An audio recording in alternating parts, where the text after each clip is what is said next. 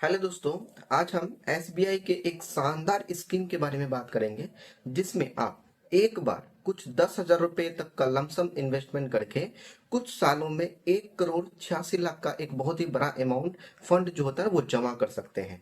दोस्तों, अगर आपको अपने लाइफ में परिवार में अगर आपको रिटायरमेंट के लिए हो या अपनी बच्चों की हायर एजुकेशन के लिए हो या बच्चों का भविष्य में कभी शादी करवाने की जरूरत हो, उसमें आपको एक बहुत ही बड़ा अमाउंट की जरूरत पड़ता है, बहुत ही बड़ा फंड की जरूरत पड़ता है। तो मैं आज आपको एसबीआई का एक बहुत ही शानदार स्कीम जिसमें कि आप म्यूचुअल फंड में लमसम 10,000 रुपए का इन्वेस्टमेंट करके एक अच्छा खासा एक बहुत ही बड़ा अमाउंट जिसको 1,86,00,000 रुपए का होता है, उस अमाउंट को आप जमा कर सकते हो और भविष्य में जो आने वाले जो परेशानी है पैसे से रिलेटेड उसको आप इस फंड के माध्यम से सॉल्व कर सकते हैं। दोस्तों, वीडियो स्टार्ट करने से पहले आपसे एक छोटी सी रिक्वेस्ट है, वीडियो अगर पसंद आएगा तो वीडियो को लाइक कर दीजिएगा, चैनल पे नए हो तो प्लीज चैनल को जरूर सब्सक्राइब करके जाइएगा और साथ में अगर ये वीडियो अगर आप फेसबुक में देख रहे होंगे तो प्लीज पेज को जरूर फॉलो कर लीजिएगा।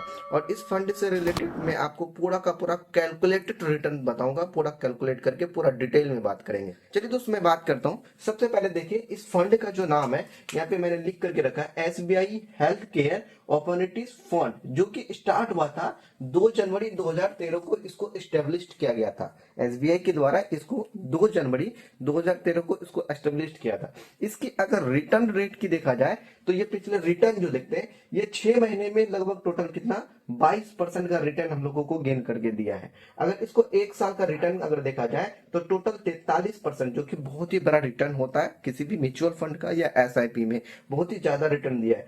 साथ में अगर 3 साल का रिटर्न अगर देखा जाए तो 25% यानी कि 25% से जाता है। ठीक है। और इसी में अगर आपका 5 साल का अगर रिटर्न देखा जाए यानी कि विगत 5 साल का इसका रिटर्न अगर हम चेक करेंगे तो वो रिटर्न जाता है 31%, जो कि बहुत ही अच्छा रिटर्न है एसआईपी में। ठीक है।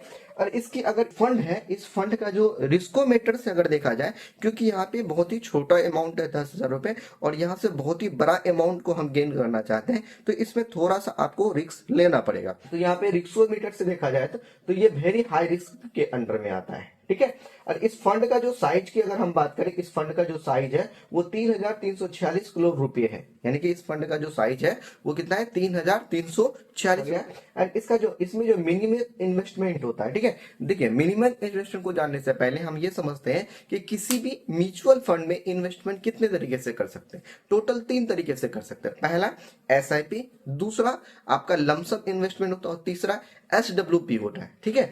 तो इसमें जो एसआईपी में मिनिमम इन्वेस्टमेंट कर सकते हैं आप 500 रुपया मंथली स्टार्ट कर सकते हैं मिनिमम इन्वेस्टमेंट। ठीक है। और इसका वन टाइम आपको अगर स्टार्ट करना होगा तो मिनिमम आपको 5,000 रुपए देकर के आपको स्टार्ट करना होगा। और इसका जो मैक्सिमम लिमिट है, इसका कोई भी लिमिट नहीं है, मैक्सिमम आप जितना चाहे उतना आप इसके अंदर में इन्वेस्टमेंट कर सकते हैं। और साथ में इसका अगर एक्सपेंस रेशो देखा जाए, यानी कि एक्सपेंस रेशो उसको बोलते हैं म्यूचुअल फंड, किसी भी म्यूचुअल फंड का जो खर्च होता है उसको हम लोग एक्सपेंस रेशो बोलते हैं। ठीक है। वो एक्सपेंस रेशो है 0.89, जो कि बहुत ही बढ़िया है। और साथ में अगर ये इन्वेस्टमेंट, ये जो म्यूचुअल फंड है, ये इन्वेस्टमेंट किस कंपनियों में करता है उन चीजों को देखा जाए तो यहाँ पे देखिए ये जो इन्वेस्टमेंट करता है ये सन पैरा लिमिटेड यानी कि बहुत लिमिटेड कंपनी में कर रहा है, Max health care limited, poly medical health care limited, Lupin limited, logic group, यानी कि बहुत ही ब्रांडेड और बहुत ही लार्ज जो कंपनी होती है जो कि अच्छा खासा रिटर्न दे करके आता है।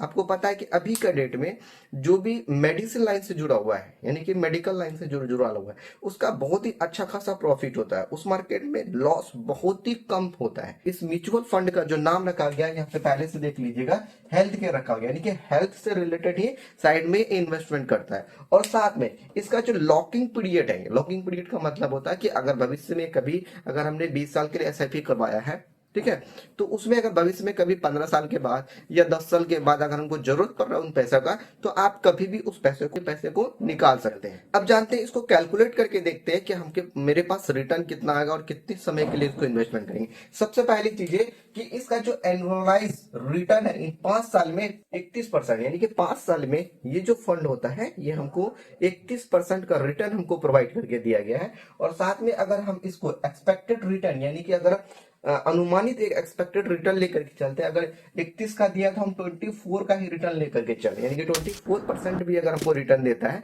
तो कहीं ना कहीं अगर ये अच्छा खासा मतलब कि SIP है तो रिटर्न तो बहुत अच्छा दे रहा है। 5 साल में अगर 31% का रिटर्न दिया तो 24% दे ही सकता है, ठीक है। तो अगर 24% का अगर रिटर्न हमको प्रोवाइड कर रहा है तो उसके हिसाब से हम कैलकुलेट करेंगे कि हमारा कितना अमाउंट बनता है। अगर हम लमसम अमाउंट जो है वो हमारा 10,000 है, ठीक है। 10,000 का इन्वेस्टमेंट करते हैं तो हमको कितना का रिटर्न प्रोवाइड करता है वो चीजें देखना है। अगर हम यहाँ पे टाइम पीरियड दिया है कि कितने टाइम के लिए करेंगे, और यहाँ पे लमसम अमाउंट यानी कि टोटल अमाउंट जो हम इन्वेस्टमेंट करेंगे वो अमाउंट कितना रहेगा, हमारा एक्सपेक्टेड रिटर्न कितना में, यानी कि जितना समय के लिए उसको इन्वेस्ट करेंगे उस समय में हमको रिटर्न कितना मिलेगा, और साथ में टोटल वैल्यू कौन होगा, लमसम अमाउंट और एक्सपेक्टेड को मिला करके हमारा टोटल वैल्यू निकलता है, ठीक है।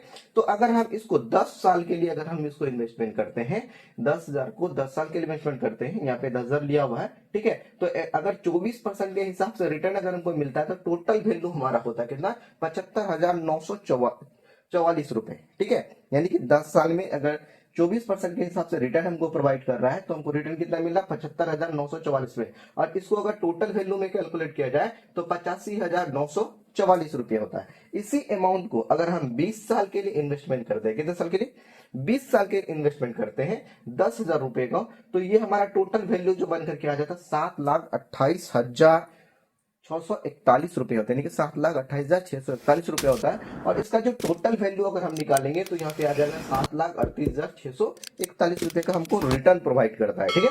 अगर इसी म्यूचुअल फंड को अगर हम 25 साल के लिए यानी कि 25 साल के लिए इन्वेस्टमेंट करेंगे 10,000 रुपए करके 24% के इंटरेस्ट रेट के साथ, अगर हमको ये रिटर्न करता है 21,55,420 रुपए, ठीक है, 21,55,420 रुपए। और ये हमारा टोटल वैल्यू हो जाता है 21,65,420 रुपए। ये हमारा पूरा का पूरा रिटर्न हो जाता है, ठीक है। अगर इसी अमाउंट को हम अगर 30 साल के लिए अगर हम इन्वेस्टमेंट करते हैं, कितने साल के लिए, 30 साल के लिए इन्वेस्टमेंट करते हैं 10,000 रुपए करके, अगर 24% के हिसाब से रिटर्न आपको हमको प्रोवाइड करता है तो इसका जो वैल्यू हो जाती है वो देखिएगा 63,38,199 रुपए इसका वैल्यू हो जाता है। और साथ में अगर इसका टोटल अमाउंट अगर वैल्यू देखा जाए तो ये हो जाता है 63,48,199। तो यही चीजें देखिए कि 20 साल में कितना कम था और उसके बाद 10 साल बढ़ा दिए तो कितना ज्यादा हो गया, ठीक है ना। अगर इसी अमाउंट को अगर और नहीं, ज्यादा नहीं, बस 5 साल और बढ़ा देते यानी कि 35 साल अगर इस अमाउंट को अगर इन्वेस्टमेंट करते हैं 10,000 करके, और हमको रिटर्न अगर 24% मिल रहा है, उसके हिसाब से यहाँ पे देखिए एक बहुत ही बड़ा अमाउंट यानी कि 1,86,05,40 रुपए हमको रिटर्न मिलता है SBI के इस फंड के थ्रू से। और टोटल वैल्यू अगर हम कैलकुलेट करेंगे तो हमारे पास कितना आ जाएगा, 1,86,86,10,540 रुपए का रिटर्न हमको प्रोवाइड करेगा ये SBI का ये फंड, ठीक है। और ये फंड थोड़ा सा ज्यादा रिस्की है, तो इसमें जो इन्वेस्टमेंट करेंगे वो अपने हिसाब से आप देख करके इन्वेस्टमेंट रिसीव करिएगा, क्योंकि ये जो इन्वेस्टमेंट होता है ये जरूरी नहीं है कि इन्वेस्टमेंट जो मैं बताया वो आपको उतना ही रिटर्न हो सकता है, इससे ज्यादा भी रिटर्न आपको मिले, हो सकता है इससे कम भी रिटर्न मिले। तो वीडियो कैसा लगा और कैसा इन्फॉर्मेटिव लगा, वीडियो पसंद आएगा तो वीडियो को लाइक कर दीजिएगा, चैनल पर नहीं होंगे तो पहले चैनल को जरूर सब्सक्राइब करके जाइएगा। चलिए दोस्तों, मिलते हैं एक नई वीडियो में नई जानकारी के साथ।